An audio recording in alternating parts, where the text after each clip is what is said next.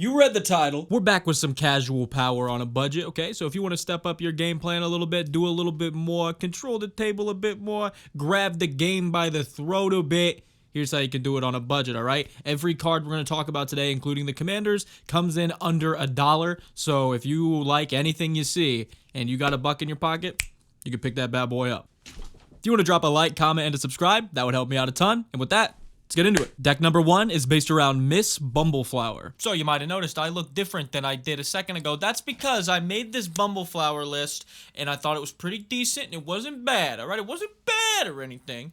But your boy 3Hoen came in clutch on the Discord with a ton of recommendations for this deck. And I had to verse 3Hoen's budget Bumbleflower deck. And I can say without a sliver of a doubt, the dude knows what he's doing when it comes to building budget Bumbleflower list. So I took his suggestions into consideration, added a bunch of them to the list, and now I'm going to give you this new version of the list, and then we'll go back to the already pre-recorded video, okay? Cool, awesome. So, starting with Miss Bumbleflower, she is a 1, a green, a white, and a blue for a 1/5 vigilance. Whenever you cast a spell, target opponent draws a card. Put a 1/1 counter on target creature, it gains flying until end of turn. If this is the second time this ability is resolved, you draw 2 cards. Yeah, so the deal is, opponent gets to draw a card, we get to draw way more cards, buff the shit out of our creatures, and give our creatures evasion. Sounds like a fair trade to me. So casting spells is going to be very important in this deck because it is our whole thing. Casting one spell gives us the 1/1 counter, gives us the flying, gives an opponent a draw. Casting our second spell gives us the 2 draw plus the 1/1 counter flying again. Casting the second spell gives us the draw 2, so we can pretty much milk the crap out of this for a ton of value. So we're going to need to run some cards that make it easier to cast our second spell each turn. On top of running instant speed card draw like Frantic Research, which can untap 3 lands, making it really easy to cast your second spell. Cheap ramp spells like the Talismans, which also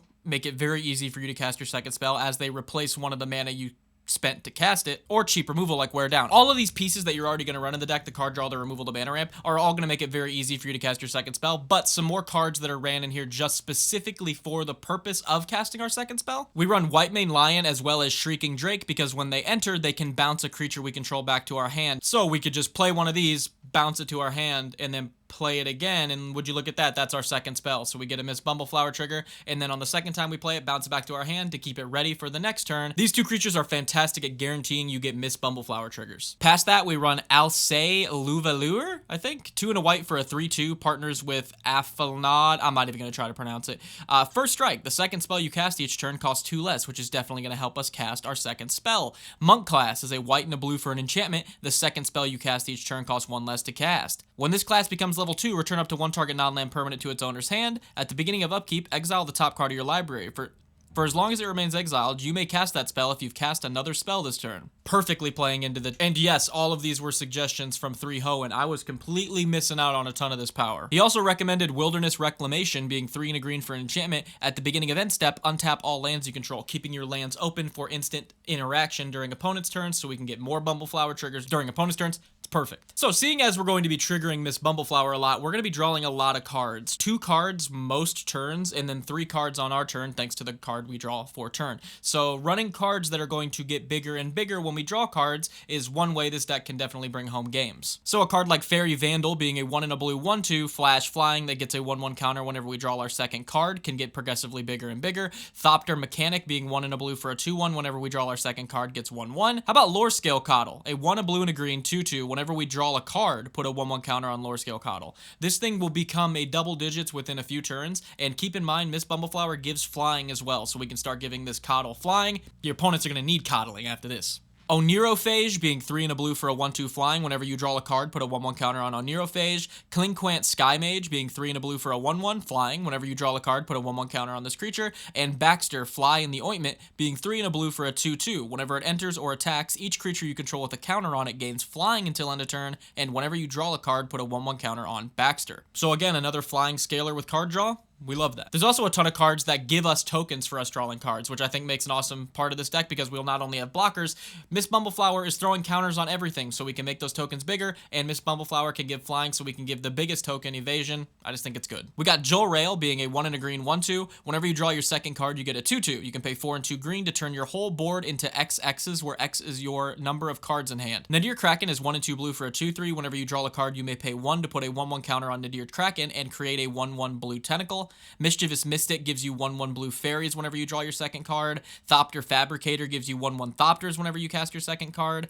Chasm Skulker gets bigger and bigger and bigger whenever you draw a card, and then when it dies, gives you a number of 1/1 squids equal to its power. Ethereal Investigator gives you 1/1 spirits when you draw your second card, as well as investigates 3 times when it enters, and Homunculus Horde makes a copy of itself whenever you draw your second card, making that another potential win con in the list. Now, outside of Bumbleflower just making your creatures threats with 1/1 counters and flying, there's also a small package of creatures that we just love to give counters and flying with Bumbleflower. Something like Kyrian Beastcaller is 1 and a green for a 2/2. Whenever you cast a creature spell, put a 1/1 counter on Kyrian Beastcaller. When Kyrian Beastcaller dies, distribute X 1/1 counters among any number of target creatures you control, where X was the number of 1/1 counters on Kyrian Beastcaller. This thing's gonna progressively get bigger. We can give it flying. When it dies, it makes everything around it bigger. Perfect. Communal Brewing is another one that 3 Hoenn suggested, being 3 and a green for an enchantment. When it enters the battlefield, any number of target opponents each draw a card, and then you put an ingredient counter on it, plus an ingredient counter on it for each opponent who drew a card. So this card could come into play with upwards of 4 brewing counters on it.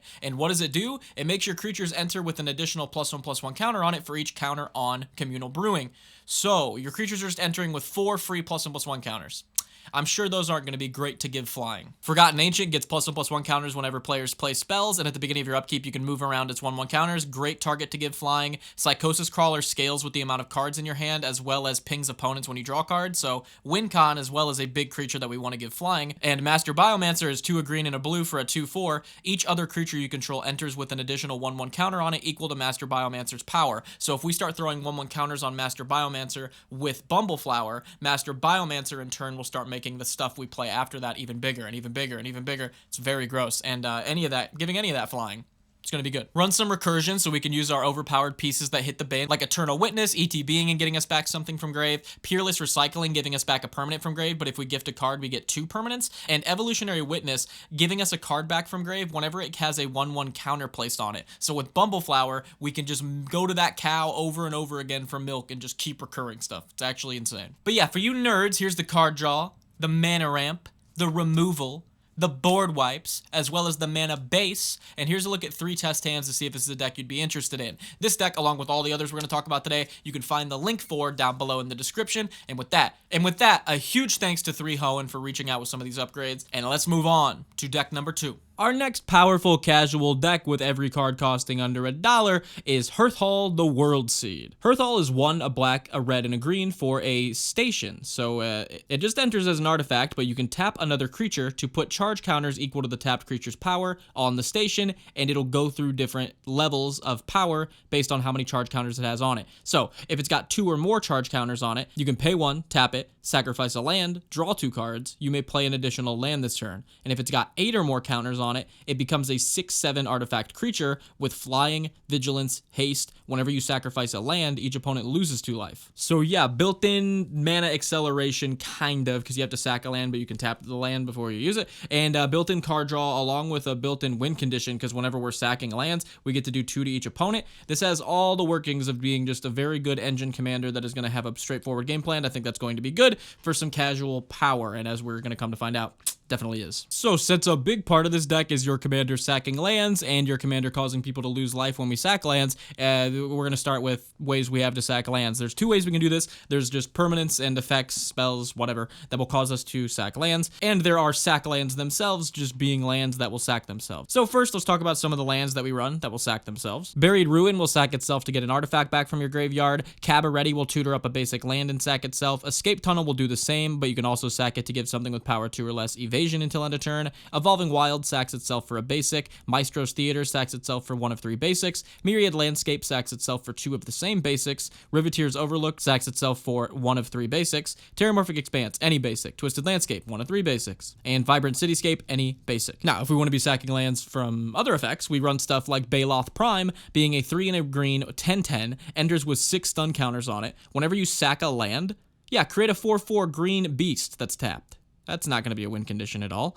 Or you can pay 4 to sack a land and gain 2 life. So land sack outlet, giving us 4/4s when we sack lands. Yeah, that's going to be incredible in here. The 4/4s are also going to very much help us station our commander. Emidian Wastewaker is fantastic, being 2 and 2 black for a 4/4. Whenever this creature attacks, you and defending player each discard a card or sacrifice a permanent. You draw a card for each land that was put into a graveyard this way. Encore for 6 and 2 black. Evendo Brush Razor, 2 and a red, 2/2. Whenever you sacrifice a non-token permanent, exile the top card of your library. During your turn, as long as you've sacrificed a non-token permanent, you may play the exiled cards. And you can tap it, sack a land to add 2 red. God Eternal Bantu lets you sack any number of permanents on ETB and draw that many cards, so we can just sack a bunch of lands, deal a bunch of damage to the opponents thanks to our commander. Love that.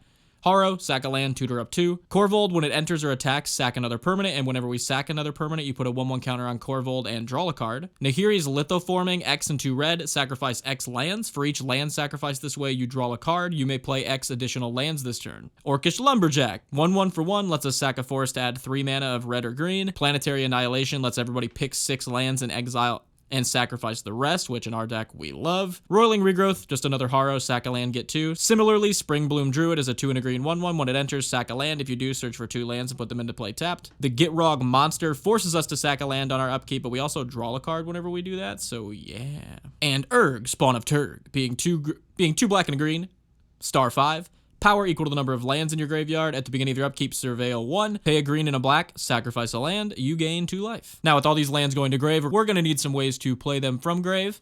And we got them. Aftermath Analyst, 1 and a green, 1/3. When it enters, mill 3 cards. Pay 3 and a green, sacrifice this creature. Return all land cards from your graveyard to the battlefield, tapped. Groundskeeper is 1 green for a 1/1. Pay 1 and a green. Return target basic land card from your graveyard to your hand. Perennial Behemoth, 5 for a 2/7. Lets you play lands from your graveyard. Splendid Reclamation, 3 and a green. Return all your lands back into play. Sazel Genesis Shepherd, 2, a black, a red, and a green, 2/5 flying. You may play lands from your graveyard. Whenever you sacrifice a non-token permanent during your turn, put a number of 1/1 counters equal to Sazet's power on another target creature. Yeah, so this thing's going to be buffing our other creatures, so then those creatures can station our commander for more. The Mending of Dominaria, 3 and 2 green for a saga. Chapter 1 and 2 mills us 2 cards, then returns a creature to our hand. And Chapter 3 returns all lands from our graveyard into play and then shuffles our graveyard into our library. Titania turns lands going to the graveyard into 5/3s, but when she enters, she returns a land from graveyard into play. And finally, World Soul's Rage is X, a red and a green for a sorcery. Deals X damage to any target. You put X lands from your hand or graveyard into play tapped. So with all this sacrificing of lands going on, we run some death by 1,000 cut cards like Jury, Master of the Review, being a black and a red 1/1. Whenever you sacrifice a permanent, Jury gets a 1/1 counter, and when Jury dies, it deals damage equal to its power to any target. Getting bigger and bigger for us sacking lands, potentially blowing up and killing an opponent. It's always going to be good. Mayhem Devil, whenever a player sacrifices a permanent, this creature deals 1 damage to any target. And Sabo Tender, being 1 and a red for a 2/1 reach. Whenever a land ETBs under our control, it deals 1 damage to each opponent. Past the land sacking, the land recursion, all the value from land sacking, our commander pinging opponents for us sacking lands. We also run some straight up enders in the deck like Avenger of Zendikar, making us a 0/1 plant when it ETBs for each land we control, and buffing up those plants whenever a land ETBs. Mazarek Crawl Death Priest, being 3 a black and a green for a 2/2 flying. Whenever a player sacrifices a permanent, put a 1/1 counter on each creature you control. Omnath, creating a 5/5 whenever a land ETBs and dealing 2 whenever an element dies. And Scouring Swarm, being 1 a black and a green for a 1/1 flying. Whenever you sacrifice a land, create a tapped token that's a copy of this creature if 7 or more land cards are in your graveyard. Otherwise, create a tapped 1/1 black insect creature token with flying. So once you get 7 lands in your graveyard, this thing's going to exponentially grow. All of these great ways to bring home games. Your commander, best way to bring home a game. All the value you're going to be generating in this deck. Seriously good for all the cards being under $1. But for all you nerds, here's a look at our card draw, our removal, our mana ramp, as well as the board wipes, and a look at 3 test hands to see if this is a deck you'd be interested in. If you want to check out the full deck list of this deck, as well as any of the decks we're going to talk about today, we've got Moxfield links down in the description. And with that, let's move on to the budget power casual deck, all cards under $1, whatever you want to call it, deck number 3. Our third powerfully casual deck is based around Zezara the Exemplary. being 1 a black, a green, and a blue for a 2/3 death touch. You can tap them to add 2 mana of any one color. Whenever you cast a spell with X in its mana cost, create a 0/0 green Hydra, then put X 1/1 counters on it. So you're telling me that every X spell we play comes with a free Hydra equal to the X value? Oh! So card draw pieces like Mind Spring or Pull from Tomorrow would make amazing pieces of card draw because they come with giant Hydras built right in. Or removal in the form of counter spells like Syncopate, or flat out -X with something like Profane Command would make great removal because they come with bonus built-in Hydras. But oh, you know we're running a ton of X spell creatures in this list, including, but not limited to, Broodguard Elite, being X and 2 green for a 0/0 that enters with X 1/1 counters on it. When its creature leaves the battlefield, put its counters on target creature you control. Wildwood Scourge, X and a green, 0/0, enters with X 1/1 counters on it. Whenever 1 or more 1/1 counters are put on another non-Hydra creature you control, put a 1/1 counter on Wildwood Scourge, which, wouldn't you look at it, we run non-Hydras like Nimbus Swimmer, being X a green and a blue for a 0/0 flying that enters with X 1/1 counters on it. How about Ren's Run Hydra, X and a green, 0/0, enters with X 1/1 counters on it, has reach, and has reinforce for X and 2 green, meaning you can discard it and put X 1/1 counters on something. Altered Ego, a clone that enters with X 1/1 counters on it. Feral Hydra, just a good old Hydra that enters with X 1/1 counters on it, but you can also put more on it by paying 3. Nyxborn Hydra, a Hydra with Bestow. Ochre Jelly, X and a green, 0/0 trample that enters with X 1/1 counters on it. When it dies, if it had 2 or more 1/1 counters on it, create a token that's a copy of it at the beginning of your next end step, and put half the amount of 1/1 counters on it rounded down. Hydroid Krasis is coming in under $1 nowadays for X a green and a blue, 0/0. When you cast this spell, you gain half X life and draw half X cards rounded down each time. Flying Trample, it enters with X 1/1 counters on it. Hooded Hydra, Hydra with Morph. Kerbis, very, very good. X and 2 green, 0/0 enters with X 1/1 counters on it. Remove a +1/+1 counter from Kerbis to prevent all damage that would be dealt to another creature you control with a 1/1 counter on it. How about Gadwick the Wizened, X and 3 blue, 3/3. When it enters, draw X cards. Whenever you cast a blue spell, tap target non-land permanent an opponent controls. Endless One, X drop, 0/0 enters with X 1/1 counters on it. Or Stump Squall Hydra, being X and 3 green, 1/1. When it enters the battlefield, distribute X +1/+1 counters among it and any number of commanders. All of these are going to be coming in with built-in Hydras. Not even to mention, every creature that we just brought up, the X is going to equate to the amount of 1/1 counters that is put on that creature, so running a bunch of counter interaction cards is probably going to be solid in a list like this. So something like Varela the Hawklade,